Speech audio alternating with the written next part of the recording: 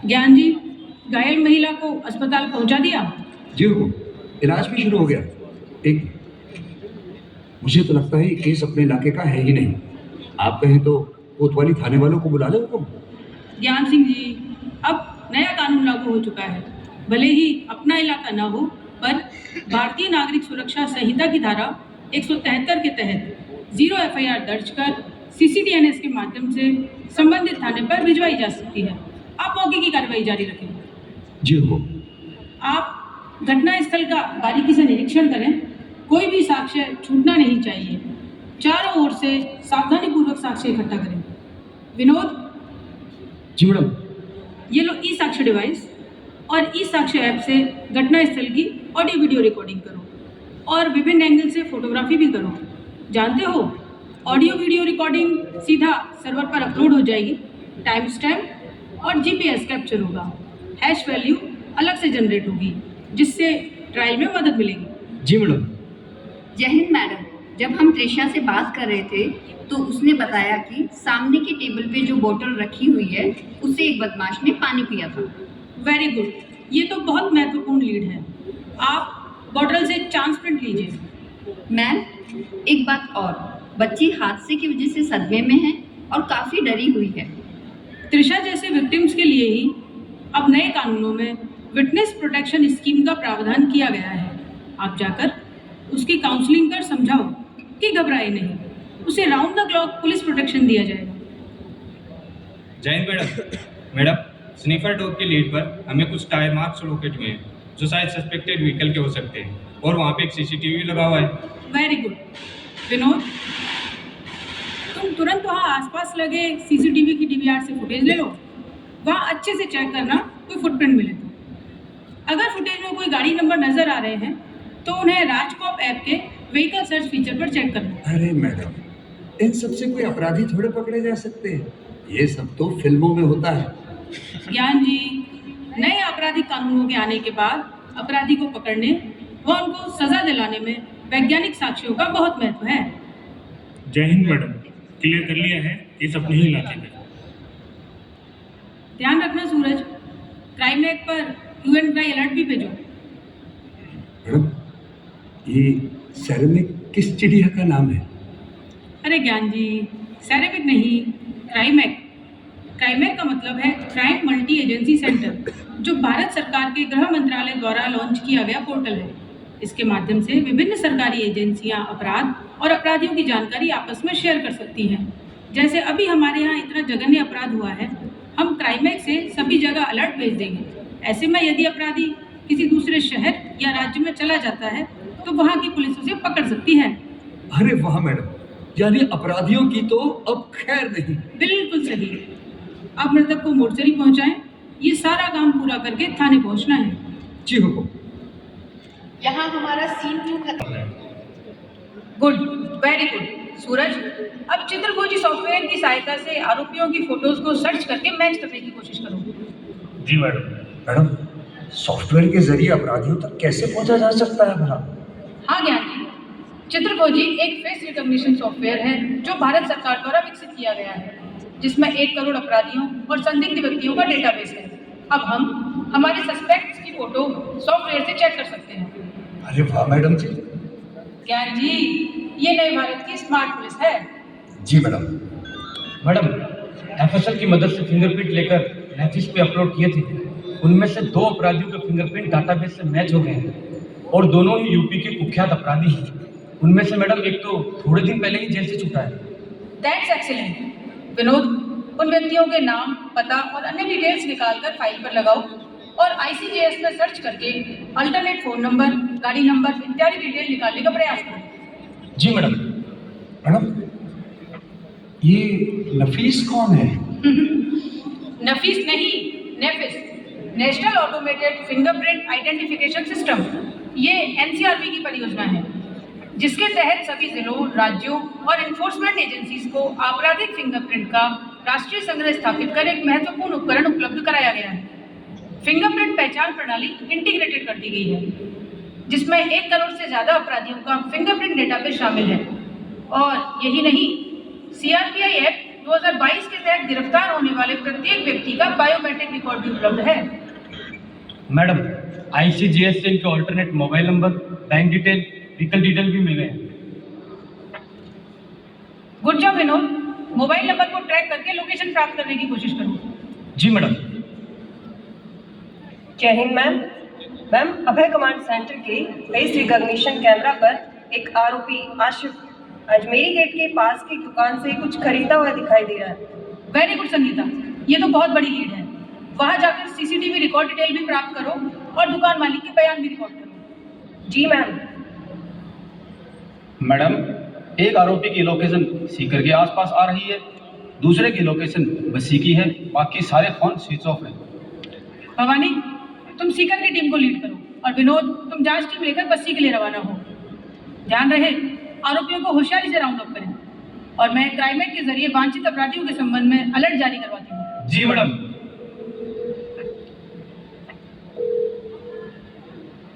जय हिंद मैम।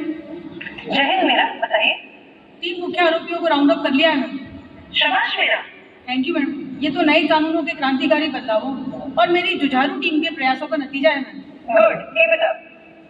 जय हिंद। जय हिंद। अरे जी हुकुम। गिरफ्तार आरोपियों के परिजनों को नए प्रावधानों के अनुसार गिरफ्तारी की सूचना दे दी है ना। गिरफ्तार व्यक्तियों का नाम थाने के बोर्ड पर चस्पा करना और पुलिस पोर्टल पर अपलोड करना जरूरी है। और हाँ, उन्हें फ्री लीगल एड की जानकारी भी दे देना। अरे हुकुम, ये सब तो आपके बताए अनुसार हमने पहले ही कर दिया है। आपकी मंशा के मुताबिक इन हार्डकोर अपराधियों की कोर्ट में पेशी के लिए हथकड़ी लगाने की परमिशन के लिए प्रार्थना पत्र भी न्यायालय भिजवा दिया है। अरे ज्ञान जी, अब इसकी कोई जरूरत नहीं है।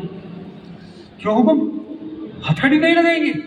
अरे नहीं, हथकड़ी तो लगाएंगे, परंतु भारतीय नागरिक सुरक्षा संहिता की धारा 43 के तहत संगीन और आदतन अपराधियों के मामलों में हथकड़ी की स्वीकृति न्यायालय से लेने की कोई आवश्यकता नहीं है। अरे वाह मैडम, ये तो बहुत ही कमाल और दमदार प्रावधान है जो कि मजबूत पुलिसिंग के लिए बहुत जरूरी था। हाँ ज्ञान जी, ये सशक्त कानून की नींव स्थापित करने वाला प्रावधान है।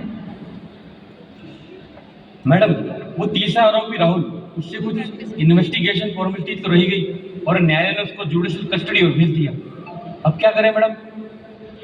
तुम्हें नहीं पता, नए आपराधिक कानूनों के तहत अपराधी की दोबारा पुलिस कस्टडी हासिल की जा सकती है, अलग अलग समय में ले सकते हैं। और हाँ विनोद, इन चारों अपराधियों की संपत्ति सूची तैयार हो गई। ध्यान है ना, 107 भारतीय नागरिक सुरक्षा से अर्जित संपत्ति को जब्त करने का पावर भी देती है। अरे वाह मैडम, इससे तो अनुसंधान में बहुत सहूलियत हो जाएगी और संपत्तियां जब्त होने से आर्थिक तौर पर अपराधियों की कमर टूट जाएगी। और इस सीन के बाद नेक्स्ट सीन है। तो भेजिए, केस काफी सेंसिटिव नेचर का है, तो रिपोर्ट वक्त पर मिल जाए तो अच्छा रहेगा। अर्जेंसी है, इसलिए खुद चला है। अरे ज्ञान जी, आपको तो आने की जरूरत ही नहीं थी। आपकी रिक्वेस्ट CCTNS से मेडले पार पर आ चुकी है, पोस्टमार्टम हो चुका है और इंजर्ड की MLC भी तैयार है। एक्सरे की रिपोर्ट पेंडिंग है, उसके आते ही मैं सभी रिपोर्ट्स मेडले पार पर अपलोड कर दूंगी। डॉक्टर साहब, ये मेडिपार क्या होता है? मेडिपार नहीं, मेडले पार मतलब medico legal examination and postmortem reporting system. इसका उद्देश्य मेडिकल रिपोर्टिंग प्रक्रिया को व्यवस्थित करना व पुलिस और डॉक्टर्स के बीच बेहतर समन्वय बनाना है, जिससे मेडिको लीगल केसेस में त्वरित रिपोर्टिंग होने से आपराधिक न्याय प्रणाली को गति मिलती है और आप ये रिपोर्ट्स CCTNS के माध्यम से अपने थाने पर ही देख सकते हैं। अरे वाह मैडम, फिर तो आपसे मिलना ही नहीं होगा। चाय पीने आते रहना, और हाँ, एनुअल मेडिकल चेकअप कराने तो आओगे ही ना? जी जी जी जरूर। अच्छा, धन्यवाद। कराने आया। ये लीजिए माल आइटम्स और बता दीजिए रसीद लेने कितनी देर बाद आऊँ। आज का तो पूरा दिन यूं ही चला जाएगा। एसआई साहब, पहले आप अपना नाम बताइए। ज्ञान सिंह। आपका माल जमा हो गया है। जमा हो गया? इतनी जल्दी? ये तो बहुत बढ़िया बात है। जी सर, जांच रिपोर्ट जल्द ही पोर्टल पर अपलोड कर दी जाएगी और नोटिफिकेशन के जरिए आपको इसकी सूचना भी मिल जाएगी। ई-फोरेंसिक 2.0 के जरिए अब आपको FSL रिपोर्ट लेने आने की ज़रूरत भी नहीं है। आप रिपोर्ट सीधा CCTNS से डाउनलोड कर सकते हैं। अरे डाउनलोड तो ठीक है, लेकिन हमारे पास अनुसंधान के लिए सिर्फ 90 दिन का वक्त है। तब तक आपकी जांच रिपोर्ट अपलोड हो जाएगी। अरे ज्ञान जी, नए कानून आने के बाद फॉरेंसिक की क्षमताओं का भी विकास और विस्तार हुआ है। हमें सरकार की तरफ से भरपूर संसाधन मिले हैं। अब पहले की तरह FSL रिपोर्ट महीनों तक पेंडिंग नहीं रहती। आपको इस केस की रिपोर्ट भी जल्द ही मिल जाएगी। वाह जी वाह, ये तो कमाल हो गया। FSL रिपोर्ट वैज्ञानिक अनुसंधान की सबसे महत्वपूर्ण कड़ी है, जिससे जनता के लिए त्वरित न्याय का रास्ता खुला है। सर माणक चौक थाना सु ASI ज्ञान सिंह मिलवा आयो छे। अंदर बुलाइए उन्हें। नमस्ते सर। सर FIR नंबर 136/25 में ब्रीफ बनवा देते। अरे ज्ञान सिंह जी, आपने यहाँ आकर बेकार ही अपना समय खराब किया। आपकी SHO मीरा जी ने केस की सारी पत्रावली ऑनलाइन माध्यम से भेजकर ब्रीफ बनवाने के लिए पहले ही आवेदन भेज दिया है, जिस पर चार्जशीट चेक कर मैं अपना ओपिनियन प्रोसिक्यूशन के माध्यम से जल्दी अपलोड कर दूंगा। फिर आप उसको थाने पर ही चेक कर सकते हैं। अरे वाह सर, ये तो बहुत ही बढ़िया और सरल हो गया है। अब तो काफी समय बचेगा। चलिए, धन्यवाद सर। सर मेरो एक कंफ्यूजन है। हाँ बताओ क्या? सर यो पूरो अनुसंधान एक CCTV फुटेज पर आधारित है। ट्रायल में सक्सेसफुली कहीं से एडमिसिबल होगा। देखो, DVR से जो CCTV फुटेज ली गई है, उस फुटेज की हैश वैल्यू निकाली जाती है तथा भारतीय साक्ष्य अधिनियम की धारा 63(4)CA का सर्टिफिकेट उसके साथ जारी होता है, जिससे साक्ष्यों की एडमिसिबिलिटी बनी रहती है। जी सर। क्या मैं अंदर आ सकती हूँ सर? हाँ त्रिशा बेटा, आओ बैठो। अजी वकील साहब, मैं तो सारा का सारा ही बर्बाद होगा। मारो तो पूरो परिवार ही उजड़ गो। हमारी छोरी तो हाल तक भी डरप रही है। सब कुछ ठीक तो हो जाएगा ना सर? हाँ बेटा, सब ठीक होगा। देखो त्रिशा बेटा, कल तुम्हारे बयान है, तो बिना घबराए बिना डरे जज साहब के सामने सारी बातें सच सच बताना। बेटा, मैंने जिला विधिक प्राधिकरण में पीड़ित प्रतिकर योजना के तहत आपको आर्थिक सहायता प्रदान करने के लिए प्रार्थना पत्र लगा दिया है। देखो त्रिशा बेटा, नए कानूनों के लागू होने के बाद पूरी व्यवस्था विक्टिम सेंट्रिक हो गई, इसलिए व्यवस्था पर भरोसा रखो। Thank you sir. और अगली कड़ी में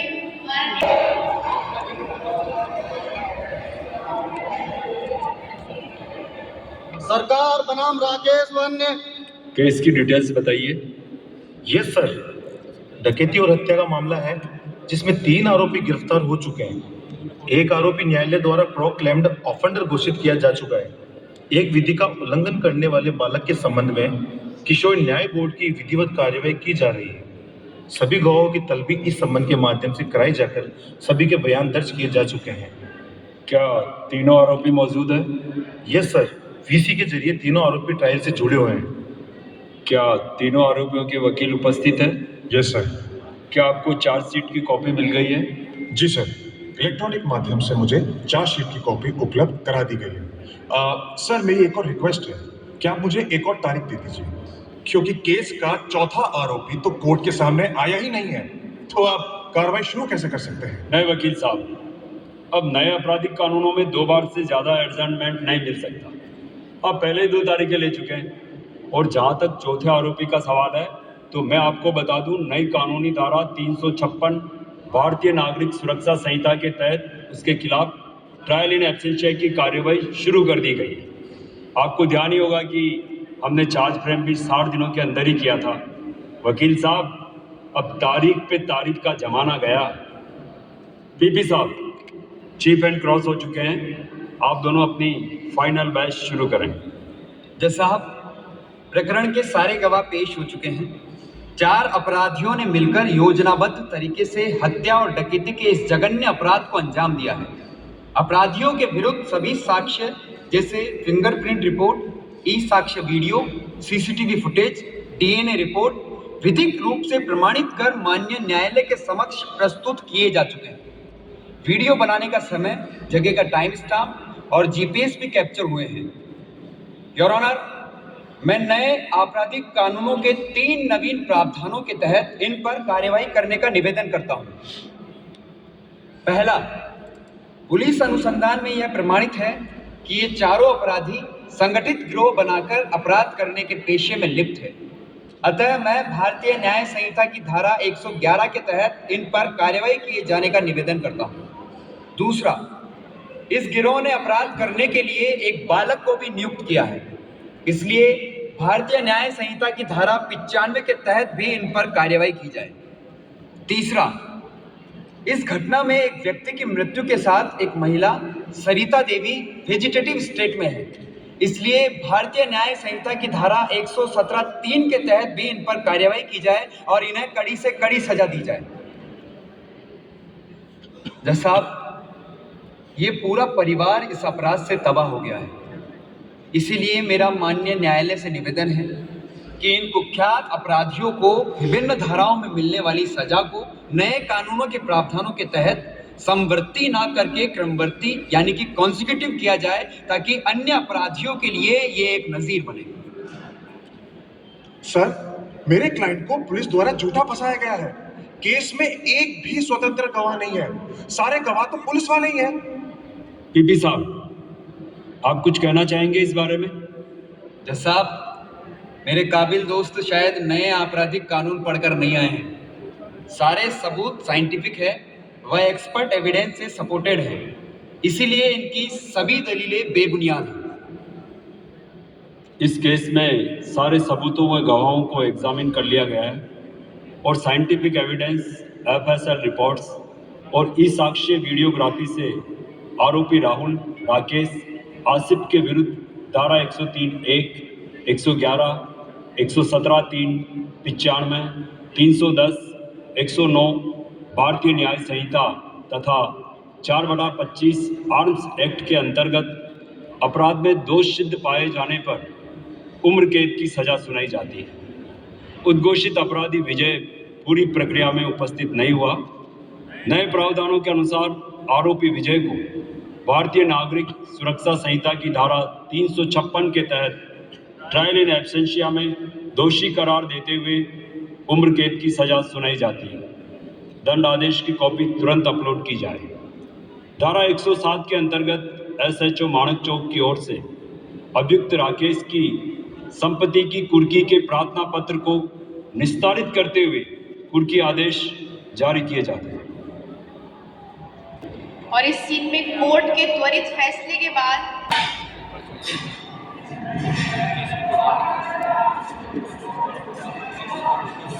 सर, यह माणक चौक के हत्या और डकैती वाले केस के अपराधी हैं। यह कल ही जेल में दाखिल हुए हैं।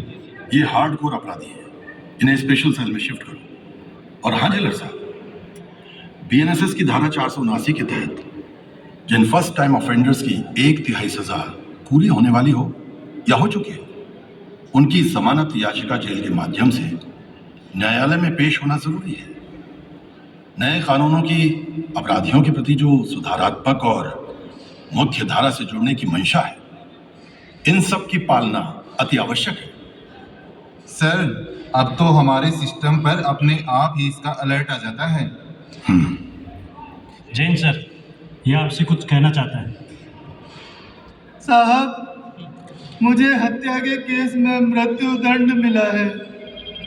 मेरी मदद कीजिए साहब, मैं एक गरीब आदमी हूँ। अरे जेलर साहब, सजा के 30 दिन के अंदर इसकी मर्सी पिटीशन पेश करनी पड़ेगी। इसमें इसकी मदद करें। जी सर। क्या ऑनलाइन वीडियो कॉन्फ्रेंसिंग पोर्टल सुचारू रूप से काम कर रहा है? यस सर, यह तो कमाल का प्रावधान है। ना आरोपी के भाग जाने का डर, ना उसकी सुरक्षा के लिए ज्यादा पुलिस बल की जरूरत। सरकार का पैसा, समय और संसाधनों की बचत का अभूतपूर्व प्रावधान है ये। और अब हम आखिरी सीन की तरफ बढ़ते हैं, जो कि हमारे हाई कोर्ट का। वो क्या कहते हैं उसको?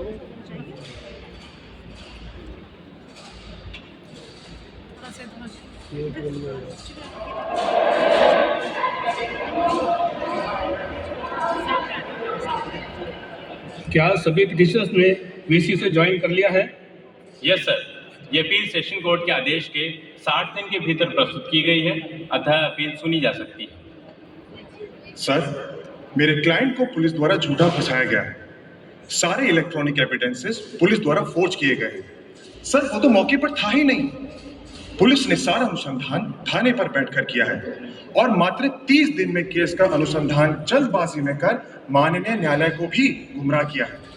जी साहब। जी श्रीमान, न्यायालय के समक्ष प्रस्तुत किए गए साक्ष्यों की चेन ऑफ कस्टडी मेंटेन की गई है और न्यायालय में पेश टेक्निकल और फॉरेंसिक एविडेंस की सहायता से यह सिद्ध हो चुका है कि आरोपियों ने एक गंभीर अपराध कारित किया है। अतः मेरा माननीय न्यायालय से निवेदन है कि सेशन कोर्ट द्वारा दी गई सजा को यथावत रखा जाए। सर पुलिस और प्रोसिक्यूशन अपनी नाकाबिलियत को छुपाने के लिए नए कानूनों का सहारा ले रहा है। इन्होंने चालान पेश करने में बहुत जल्दबाजी की है, जिससे मेरे क्लाइंट के साथ में नाइंसाफी हुई है। बात जल्दबाजी की नहीं है श्रीमान। मैं अपने काबिल दोस्त को बताना चाहूँगा कि नए कानूनों के आने के बाद आपराधिक न्याय प्रणाली के प्रत्येक स्तंभ के लिए समय सीमा इस भावना से निर्धारित की गई है कि हर केस में 3 वर्ष की अवधि में ट्रायल विद अपील होकर पूर्ण न्याय मिले। That's all your honour.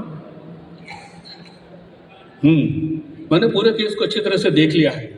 सभी साक्ष्यों के विश्लेषण से पूर्णतः साबित होता है कि साक्ष्यों की सैंक्टिटी मेंटेन रही है।